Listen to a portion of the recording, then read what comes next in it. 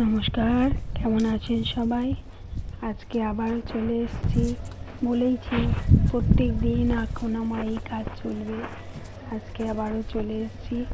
তবে সকালবেলা রান্নাবান্না সেরে এবারে বাজারে গিয়েছিলাম। এবারে বাজার থেকে এসে শুরু করে দিয়েছি জল দিতে। একটু বেলা হয়েছে বটে, তবে কিছু করার নেই। ছোট্ট ছোট্ট গাছ শুকিয়ে মরে যাবে, কারণ প্রত্যেক দিন জল দিতে হবে। এই যে ছোট ছোট সবে গাছ, কপি গাছ, বাঁধাকপি, ফুলকপি, তারপরে বিট, ওলকপি সব বসানো হয়েছে। একটু চারাগুলো বড় হোক, তারপরে তোমাদেরকে দেখাবো। এইভাবে জল বলেই দিয়েছে। আমার এই ঝাড়ির মুখটা ফেটে গেছে, অনেক দিন হয়ে গেছে তো, আর একটা নতুন কিনতে হবে। তাই বলেছে ছোটো গাছে এইভাবে হাত ছড়া দিয়ে দিয়ে জলটা দিতে, নচেৎ কী হবে, গাছটা মাথা ভেঙে মরে যাবে। তারপরে দেশের বাড়ি থেকে সেই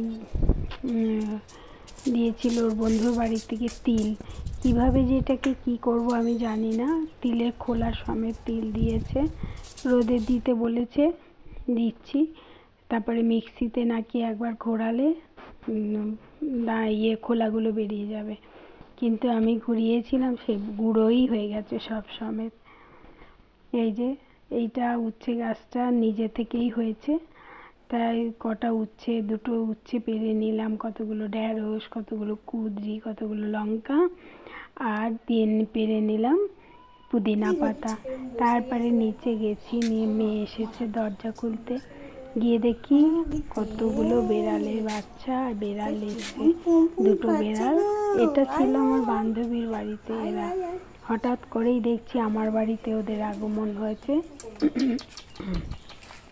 কেউ ছেড়ে দিয়ে গেছে নাকি জানি না, না ছাড়বে না, ওর মায়ের সঙ্গে হেঁটে চলে চলে এসছে মনে হয়। আর তো ওদেরকে খেতে ভাত ওর মা খাচ্ছে। তারপরে এইটা ভয়ে হাঁ করে রয়েছে।